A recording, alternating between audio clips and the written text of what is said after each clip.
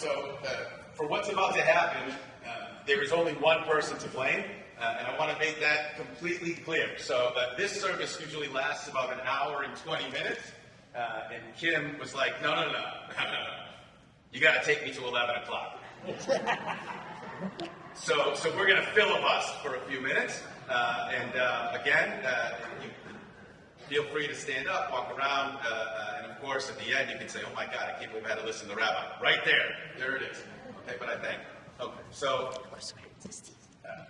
let's talk about little girl. It's her first year of Hebrew school. Little girl comes home after that very first day, and she's excited and she's anxious to share with her parents what she learned, and she talks about challah, and she talks about kiddush, and she talks about Shabbat candles, and she shows her parents the tinfoil candlesticks that she made, and she begs them to use the candlesticks on the following Friday night. She's got a few older siblings.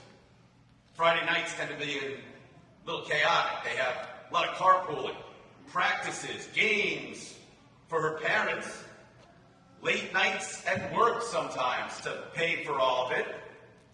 And so her parents, they accept this candlestick gift, and they have a smile, and they pacify their little girl with, your brother's got a game this upcoming Friday, but maybe the Shabbat after that. But by next week, the little girl's moved on from the candlesticks and the idea of Shabbat with her mom and dad, and she doesn't ask for them. A few years of saving, and the parents are finally able to send the girl away for her first experience at overnight summer camp, and they send her, of course, to a Jewish summer camp, and she returns energized and anxious to talk about all the ruach, the spirit of Shabbat nights, and dancing with her bunkmates to Legato D, and the contest to see who could say the motzi, and the older kids standing on the tables, and they're belting out chants in Hebrew. And she asks if maybe they can light candles this upcoming Friday night. It'll remind her of her incredible experience, and the parents listen. And they're satisfied with their choice to send her to Jewish summer camp. They see how enthusiastic she is about being Jewish, and they promise, and with sincerity, listen, we've got a party at the neighbors this Friday. But next Friday, for sure. And the next Friday, of course, the girls return to her routine, hometown friends, and going out and thinking less about camp. And she forgets to remind her parents. They're busy schlepping their brothers around, and they forgot too. Years later, same girl, she calls her parents from college, thrilling news. Did you hear about this new free trip to Israel? It's called Birthright. No, you don't have to pay anything, it's free. No catch, it's also safe. Yes, I'll spend the last days of spring break with you guys, but then I'm going to Israel. And she comes back from that trip, and she describes in detail the life-altering experiences at the hotel in Yad Vashem, and all-night Shabbat dinner in Jerusalem. And she says, do you think maybe we can go to Shul this Friday night? And her parents do a double take. Shul? You want to go to Shul? They're genuinely pleased with the request. They've got knockas all over their faces, but they quickly breathe a sigh of regret. Listen, you're home for 3 days. We arranged a big welcome party for you, your brother, some of your friends. We got reservations at your favorite restaurant. How about we go to Shul as a family when you come back for summer vacation? Summer comes and goes. Family doesn't have a single Jewish experience. Excitement fizzles. That little girl is now a mom. And I can ask you, does that mom light Shabbat candles? That mom going to Shul? What type of Jewish identity was she now going to pass on to her own daughter? Now, most likely, her passion for Judaism, it was still tucked away in a drawer like her Hebrew school Shabbat candle project. It was unused, forgotten. But then that mom woke up on October 7th. Tears of horror, tears of rage, tears of guilt streaming down her cheeks, and she asked herself, what have I done? She's not the same mom today. She's not the same Jew. None of us are the same Jews anymore.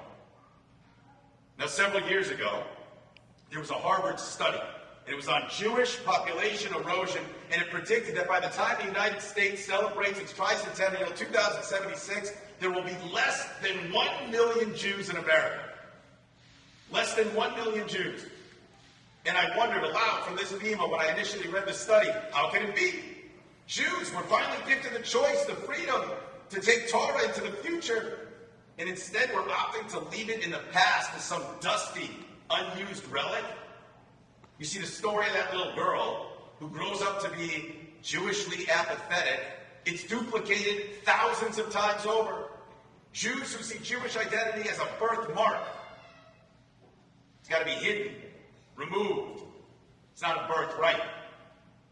How could that be?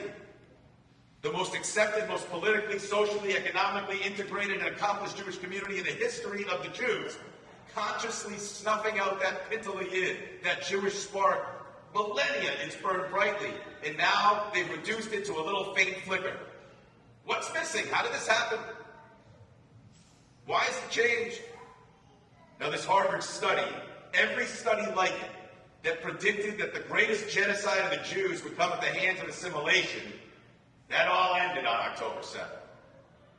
Listen to this. This is Friedrich Nietzsche.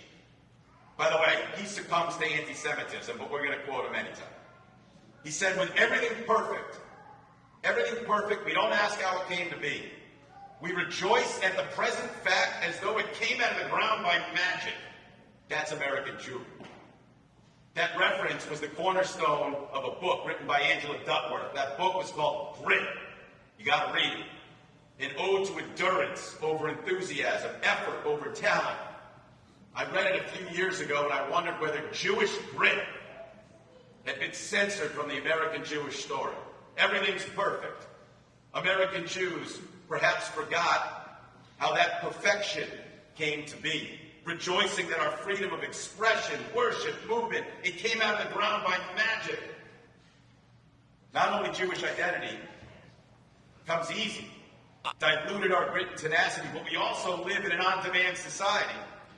I'm looking around, on-demand society. I see a bunch of kids, heads in their phones.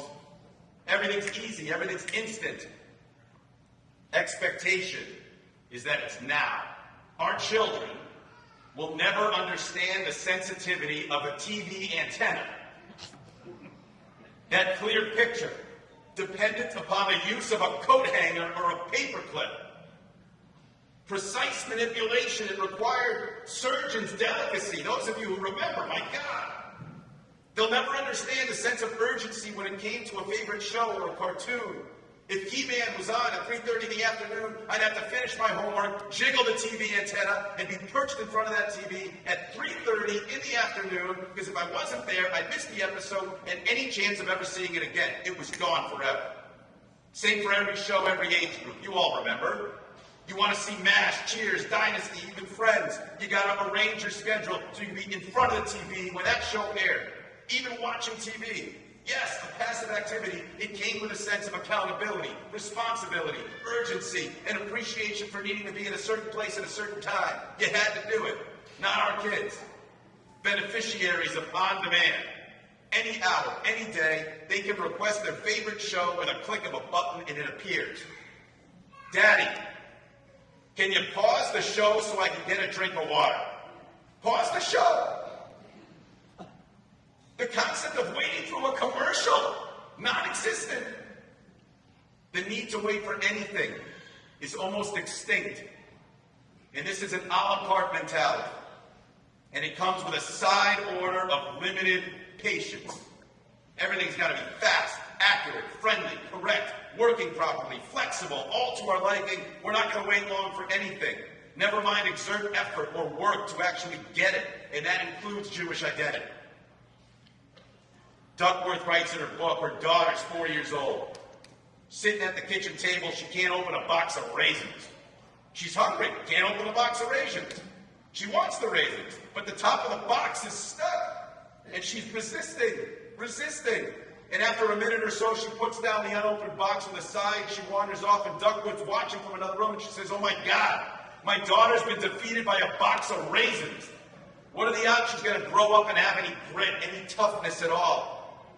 In a society where a box of raisins comes on demand and it comes already open, how can any of us develop tenacity and grit to invest in something long-term? And Jewish identity is long-term.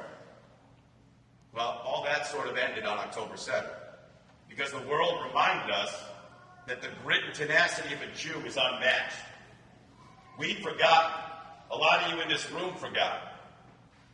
When it comes to Torah, Yiddishkeit, Jewish identity, you can't just sit passively and assume it's going to be downloaded into our brains, passed genetically onto our children.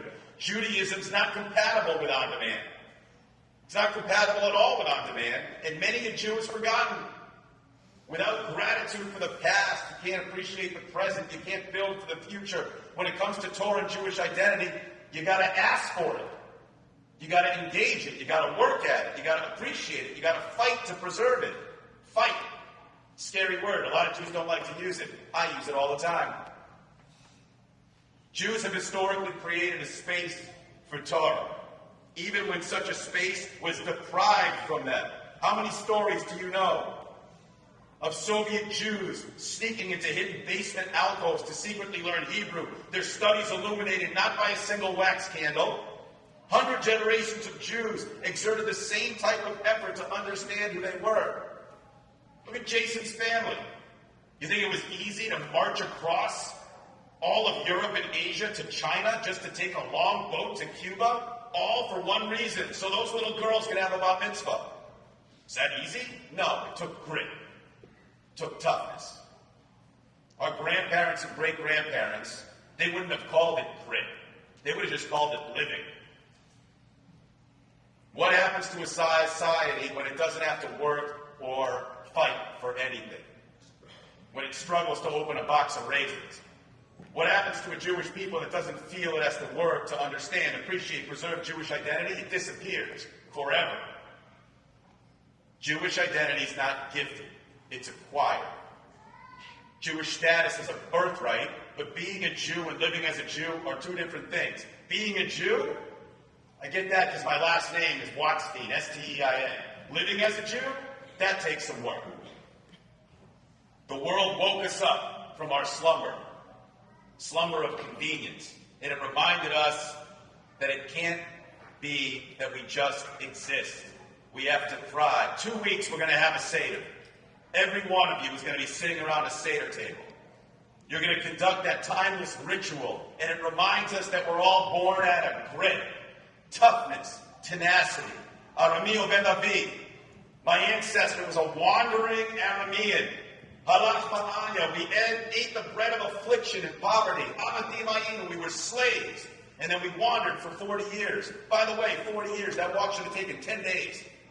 But it lasted 2 generations. Not because they got lost, by the way. They didn't get lost. They knew exactly where they were going. The generation that entered the promised land didn't know slavery. They were born into freedom. They were born into ease. So they wandered because they needed to be honed and sharpened by adversity, the cruelty of the desert. So they'd be tough enough to enter the land of Israel.